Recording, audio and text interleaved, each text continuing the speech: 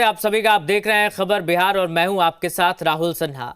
बिहार में 4 सीटों पर होने जा रहे उपचुनाव के प्रचार का शोर कल शाम थम गया।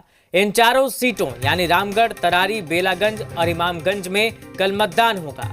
अगले साल होने वाले विधानसभा चुनाव से पहले हो रहे इस उपचुनाव को बिहार में सत्ता के सेमीफाइनल के तौर पर लिया जा रहा है। एनडीए और इंडी गठबंधन ने जीत के लिए खूब जोर लगाया है। दोनों ही गठबंधन के सभी प्रमुख दलों के वरिष्ठ नेताओं की हर क्षेत्र में चुनावी सभा हुई। कुछ नेताओं ने रोड शो भी किए। चुनाव प्रचार में किसी ने कोई कोर कसर नहीं छोड़ा। पहली बार चुनावी मैदान में उतरे जनसुराज पार्टी के लिए भी ये उपचुनाव अग्नि परीक्षा है।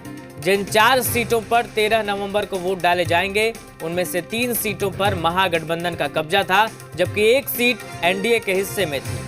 इन उपचुनावों में महागठबंधन और एनडीए के साथ साथ हाल ही में गठित जनसुराज पार्टी की साख भी दांव पर लगी है।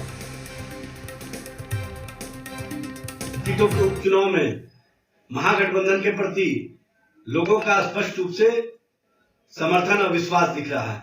लालू जी के विचार और तेजस्वी जी के कार्यों के प्रति लोगों का जो समर्थन है, लोगों का जो विश्वास है, वह स्पष्ट रूप से दिख रहा है और महागठबंधन चारों का चारों सीट जीतने जा रही है। देखिए, हमें जनता का समर्थन है, हमें जनता पर विश्वास है और जनता जिस तरह से तेजस्वी जी के कार्यों के प्रति, तेजस्वी जी के द्वारा नेता प्रतिपक्ष की हैसियत से जो सरकार को आईना दिखाने का काम किया है, उससे लोगों का विश्वास तेजस्वी जी के नेतृत्व। उपचुनाव की चारों सीट भारतीय जनता पार्टी और एनडीए रिकॉर्ड मार्जिन से जीतने वाला है।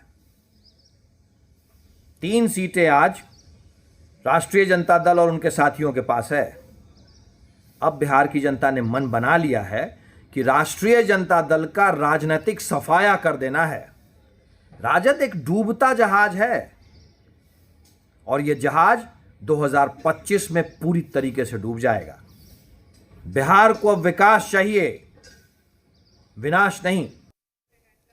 और चलिए, हमारे सहयोगी पटना से सन्नी लाइव जुड़ रहे हैं ज्यादा जानकारी के साथ। सन्नी, बताइए क्या तैयारी है कल के चुनाव को लेकर और कैसी हलचल? जी बिल्कुल, राजनीतिक दलों ने कोई कसर नहीं छोड़ी है और पूरी तरीके से तैयारी उनकी भी मजबूत है। दावे दोनों तरफ से किए जा रहे हैं और निश्चित तौर पर ये चुनाव सत्ता का सेमीफाइनल है, लिटमस पेपर टेस्ट है। 2025 में किसकी सरकार बनेगी, इससे ये भी तय हो सकता है। यानी जो दोनों गठबंधन के लोग हैं, इस चुनाव से ये भी सीख सकते हैं कि आने वाले दिनों में कहाँ कमी रह गई और किस स्तर पर उनकी तैयारी है, वो कहाँ मजबूत है। इन तमाम चीज़ों की जानकारी उन्हें मिल पाएगी। लेकिन कहीं ना कहीं ये जो चुनाव हो रहा है, इसमें दोनों गठबंधन के कई बड़े नेताओं की साख दांव पर लगी है। एक तरफ सुरेंद्र यादव है, जो लंबे समय से विधायक रहे हैं, उनके पुत्र वहाँ से खड़े हैं। बेलागंज की बात कर लें, इसके अलावा तरारी की बात कर लें, इमामगंज की बात कर लें तो केंद्रीय मंत्री जीतन राम मांझी की बहू है। इसके अलावा अगर रामगढ़ की बात करें तो अशोक कुमार सिंह महज 189 वोट से चुनाव हारे थे और उस दरमियान बहुजन समाज पार्टी ने महत्वपूर्ण भूमिका निभाई थी, काफ़ी वोट काटा था। इसके अलावा अगर सुनील पांडे की बात कर लें तो सुनील पांडे भी वहां से मजबूत रहे हैं, विधायक रहे हैं, पत्नी चुनाव लड़ चुकी हैं और अब बेटे की बारी है। तो निश्चित तौर पर परिवार के सदस्य चुनाव लड़ रहे हैं, इसलिए उनके परिवार के जो कद्दावर नेता हैं वो तो चुनावी मैदान में मजबूती से उतरे ही हैं। इसके अलावा पार्टी भी चुनावी मैदान में मजबूती से उतरी है। पार्टी भी लगातार चुनाव प्रचार कर रही थी और ऐसे में अब तो कल वोटिंग होनी है, उसके बाद सब कुछ तय हो ही जाएगा। लेकिन निश्चित तौर पर ये कह सकते हैं कि तेजस्वी यादव ने जो वादा किया, तेजस्वी यादव ने जिन बातों का जिक्र किया, खासतौर पर रोजगार को लेकर, बीजेपी पर प्रहार किया, इसके अलावा संप्रदायवाद, धर्म को लेकर बीजेपी पर हमला बोला, वहीं भारतीय जनता पार्टी मुख्यमंत्री नीतीश कुमार और नरेंद्र मोदी के कार्यों को लेकर चल रही है। मुख्यमंत्री काफ़ी एक्टिव दिख रहे हैं, हर जगह पर सीएम का दौरा हो रहा है, सरकारी कार्यक्रम में भाग ले रहे हैं, निजी कार्यक्रम में भाग ले रहे हैं। लालू प्रसाद यादव की सक्रियता भी बता रही है कि राजद के लिए कितना महत्वपूर्ण है। राष्ट्रीय जनता दल 3 सीट पर चुनाव जीती थी, यानी अभी जो 4 सीटों पर उपचुनाव हो रहे हैं उसमें 3 राजद के पास थी।